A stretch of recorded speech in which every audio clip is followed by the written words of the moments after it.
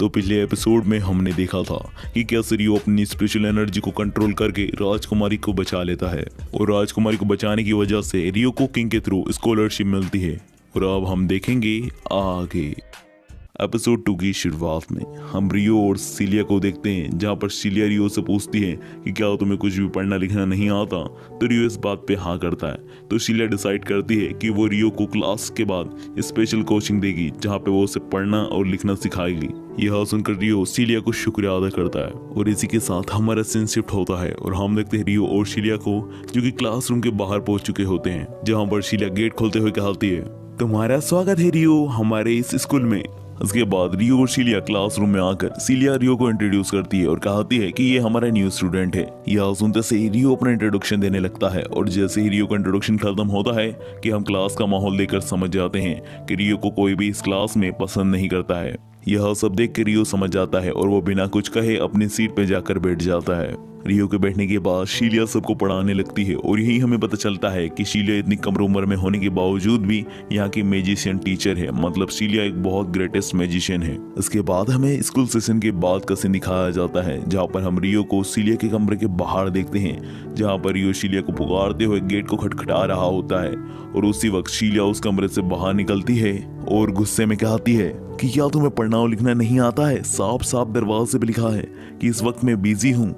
सीलिया की ये बात सुनकर रियो बहुत ही भोलेपन से कहता है कि हाँ उसे पढ़ना और लिखना नहीं आता है। यह सुनते से ही सीलिया शर्मिंदा हो जाती है और वो सॉरी बोलती है रियो से और कहती है कि चलो अंदर आओ, मैं तुम्हें पढ़ना और लिखना सिखाती हूँ। यह सुनते से ही जैसे रियो कमरे के अंदर जाता है वो हैरान हो जाता है, क्योंकि सीलिया की कमरे की हालत ऐसे हो रही थी जिसकी यहाँ तो युद्ध हुआ होगा। इसके बाद सीलिया हिचकिचाते हुए कहती है, मेरा कमरा थोड़ा सा गंदा हो रहा है पर मैं इसे साफ कर लूंगी। यह कहकर शीलिया रियो को पढ़ाने लगती है, पर कुछ समय पढ़ने के बाद शीलिया रियो का परफॉर्मेंस देखकर हैरान हो जाती है और कहती है कि तुम्हें तो पढ़ना और लिखना नहीं आता था ना, तो तुम इन सब सवालों का एकदम सही जवाब क्या से दे रहे हो। तो रियो इस पर बहाना बनाते हुए कहता है कि मुझे मेरी माँ ने पढ़ना लिखना सिखाया था थोड़ा बहुत, पर रियलिटी तो कुछ और ही है। असल में रियो यह सब हारुतो की वजह से कर पा रहा था, क्योंकि हारुतो एक यूनिवर्सिटी स्टूडेंट है। तो सीलिया रियो की माँ के बारे में जानकर पूछती है कि आखिर तुम्हारी मोम कहाँ है। तो रियो सीलिया को बताता है कि उसकी माँ उसके बचपन में ही उसे छोड़ के चल बसी एक एक्सीडेंट के कारण। शीलिया को ये बताते हुए रियो मन में कहता है कि मुझे इसी बात का तो बदला लेना है। और इसी के साथ कई दिन गुजर जाते हैं और एक दिन हम रियो को तलवारबाजी करते हुए देखते हैं, जहाँ पर सारे बच्चे हैरान होते हैं रियो की तलवारबाजी देखकर, क्योंकि वो बहुत अच्छी कर रहा था इतने कम समय में।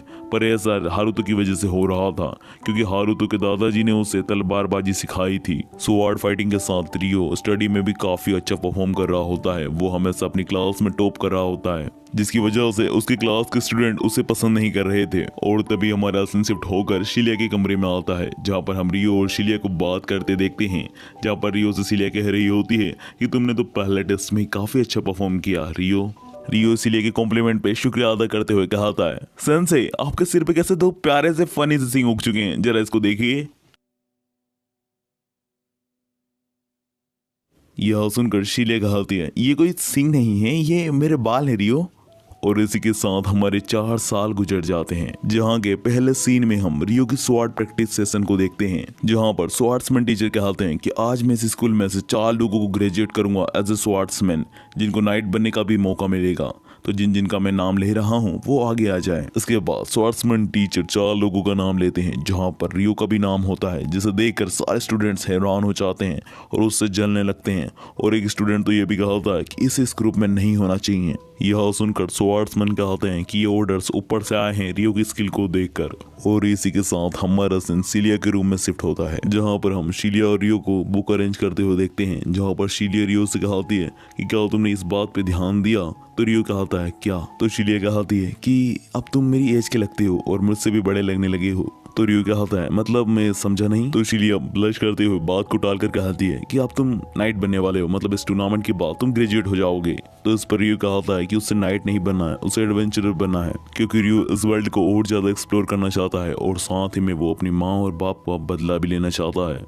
इसलिए वो शीलिया से कहता है कि उसे नाइट नहीं एडवेंचर बनना है और वो ग्रेजुएशन के बाद इस जगह को छोड़ के चला जाएगा। यह सुनकर शीलिया रियो को मनाने लगती है कि वो उसे छोड़ के ना जाए, क्योंकि उसके जाने के बाद उसे चाय बना के कौन पिलाएगा। तो रियो कहता है कि आप शादी कर लीजिए। यह सुनकर शीलिया कहती है कि अभी मेरी उम्र ही क्या है, अभी मैं बहुत छोटी हूँ शादी के लिए। सो गाइस, ये सब देखकर साफ साफ पता चल रहा है कि रियो को शीलिया बहुत पसंद करती है, इसलिए वो उसे रोकने के लिए ये सब कर रही है। शीलिया रियो को रोकने के लिए बहुत बार कहती है, पर रियो नहीं मानता। रियो के ना मानने पर शीलिया आखिरकार हार मानकर रियो को बेस्ट ऑफ लक करती है उसके टूर्नामेंट के लिए।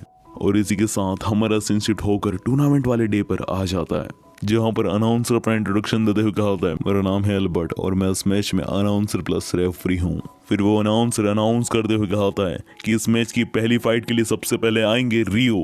और इसी के साथ हमें रियो का सीन दिखाया जाता है, जहाँ पर रियो से एक लड़का घेरा होता है कि तुम पहले ही मैच में हारने वाले हो कीड़े।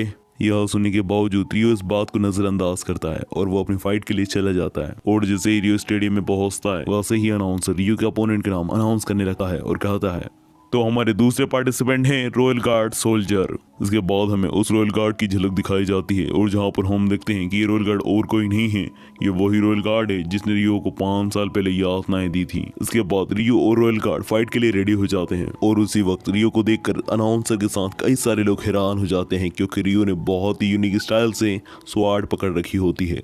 और कुछ ही समय में रियो और रॉयल गार्ड के बीच में फाइट स्टार्ट हो जाती है। फिर रियो और उस रॉयल गार्ड के बीच में काफी इंटेंस फाइट चलने लगती है। कुछ समय ऐसे ही फाइट चलने के बाद वो रॉयल गार्ड रियो के ऊपर घातक हमले करने लगता है, पर रियो भी रॉयल गार्ड के सारे हमले को टेकल कर रहा होता है। कुछ समय ऐसे ही चलने के बाद वो रॉयल गार्ड रियो के ऊपर जानलेवा हमला करने के लिए आता है, जहाँ पर रियो भी बिना कोई गलती करे रॉयल गार्ड की तलवार पर एक अटैक करता है और उसकी तलवार को दूर फेंक देता है और रॉयल गार्ड के गले पे तलवार रखकर ये मैच जीत जाता है। रियो को जीतता देखकर रॉयल गार्ड बहाने बनाने लगता है, मेरी आंखें बंद थी, इससे चीटिंग करी है, मैं ही जीतूंगा, रीमैच कराओ। यह सब सुनकर अनाउंसर गुस्से में कहता है कि रॉयल गार्ड, तुम्हें ये सब शोभा नहीं देता। एक तो तुमने एक बच्चे के ऊपर इतने खतरनाक हमले करे और अब बहाने बना रहे हो। चुपचाप रियो से माफी मांग लो। यह सुनते से ही रॉयल गार्ड रियो से माफी मांगता है, पर माफी मांगते हुए भी रॉयल गार्ड काफी गुस्से में होता है।